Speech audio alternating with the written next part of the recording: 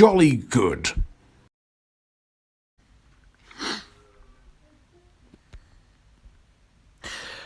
Hello, boys and girls, ladies and gentlemen.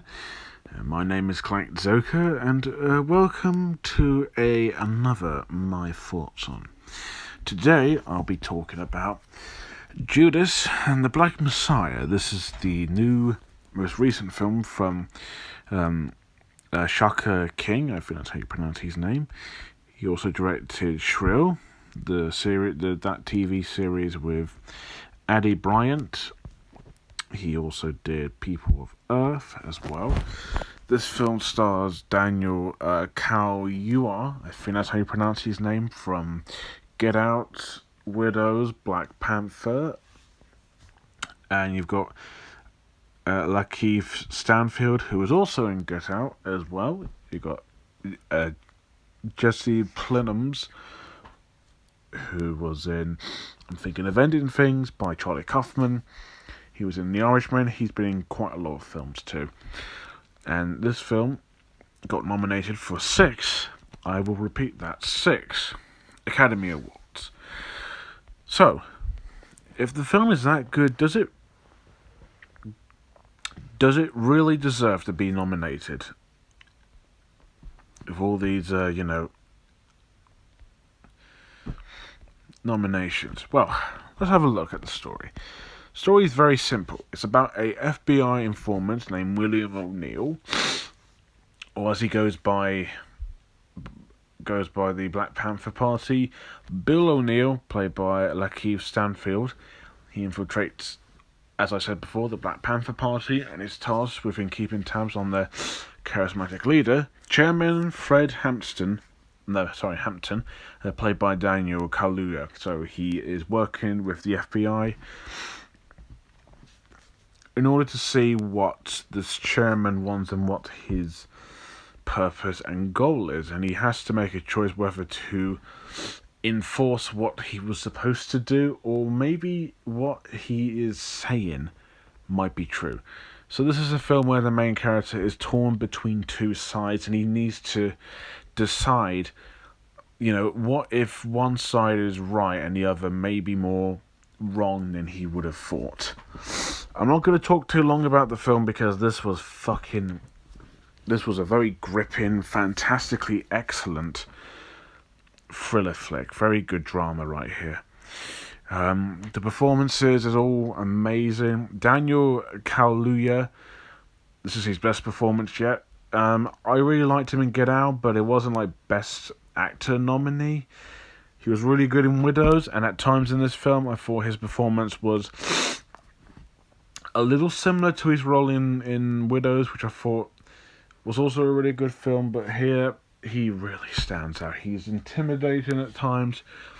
He puts so much heart and emotion into his performance as well. He seems genuinely quite quiet and likable. You can tell that he's like reading it from memory, and he seems very nice too as well. He's fucking awesome in this film. I think he should win Best Supporting Actor. His character is probably the most sympathetically complicated. He reminds me a lot of Far Cry 5 with Joseph Seed, the main villain, although in this film's case there technically is no villain if you count the police, who kind of like Three Billboards.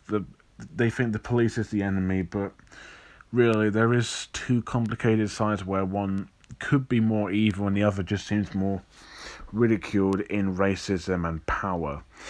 But Fred Hampton reminded me a lot of Joseph C. Whether you believe in what he believes in, he is allowed to do what he believes in, and he does it for the people that he loves. And Fred Hampton, although not as kind of messed up as Joseph C., he's more kind of sympathetic, really, and he seems to be the most. Even the Black Panther Party seems to be very. What's the word? Very religious, to my point. They don't really use guns or anything. They seem to be more peaceful compared to other ethnic minority groups. Everyone else in the film does great. Little Rao, how Howie from Get Out as well, who played the friend of Chris Washington. His role's quite small, but he is really good. Martin Sheen is fantastic. Jesse Plemons, damn, he's in so many of these Oscar nominated stuff as well. He was, like I said, I'm thinking of Ending Things, which I thought he was really good in. The Irishman, which I thought once again really good in as well. Everyone does a fantastic job. Also, the actress who plays the love interest for Fred is really good as well. She's very convincing. When it gets emotional, the film actually pulls it off quite well, and you can see just how desperate these people are. Really, if you just look at their physical and their emotional performance, it really, really works on a very emotional level. There were times in the film where I didn't really know where it was going, and I was like, okay, movie, where are you going with this? Because you got my interest, and the film kept my interest for a very long time. And then when it got to the third act, the film kind of took me by surprise. And to this film's credit, it actually uses archive footages from, I think, Eyes on the Prize 2, when they interviewed Bill O'Neill about what he did with the Black Panther Party, which is quite rare. And obviously in these, by the way, this is based on a true story, and obviously being a film based on that, or they're going to have text at the end saying like where these people are now, if they're dead or alive, or if their revolutionary world lives on, or their beliefs live on, you know what I mean? Visually, this film is well shot. It really captures the essence of where this film takes place. As well directed too. It has a very nice direction style to it, I think. Shaka King does a really good job. The music's nice and jazzy. It's quite suspenseful in terms of when the film has every right to get suspenseful, interesting, and takes a complete turn as well. I was emotionally involved with it. I wanted to see what was going on next. This film just grabbed me in. It was so wonderfully crafted, and I don't know if people think, this doesn't represent, the story very well or anything like that, or the real story. Well, whatever you think, it is really well done, and it keeps the story at a rather nice and rather nice pace as well. So the only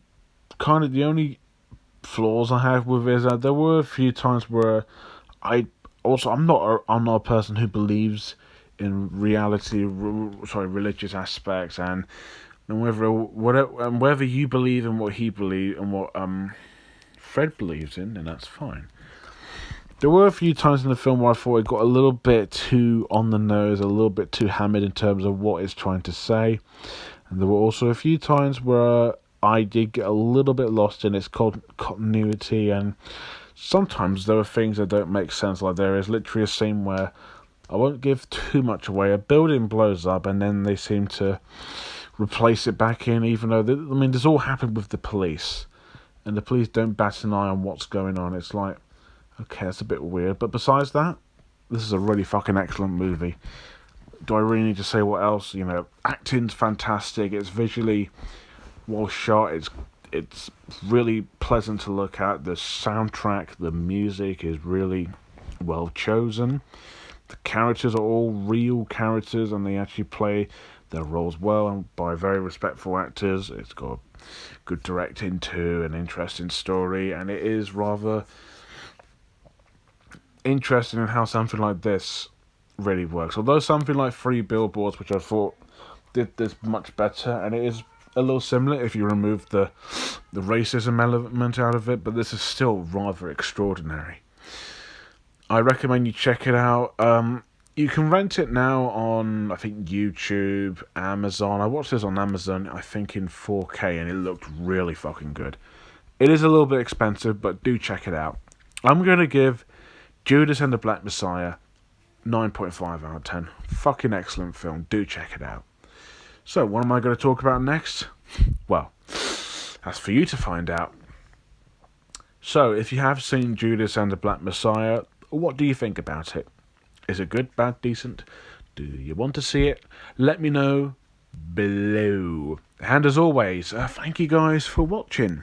Don't forget to like, comment, and most importantly, subscribe. And until next time, bye for now.